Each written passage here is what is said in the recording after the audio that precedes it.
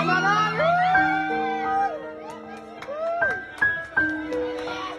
saya bersyukur mantan suami saya ini dipertemukan dengan wanita baik-baik. Ya Allah. Semoga Mbak Indah akan menjadi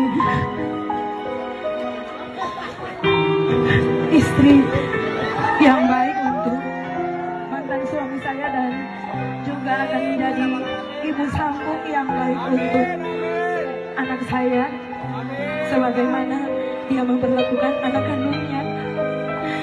Insya Allah kami akan membesarkan anak-anak kami bersama.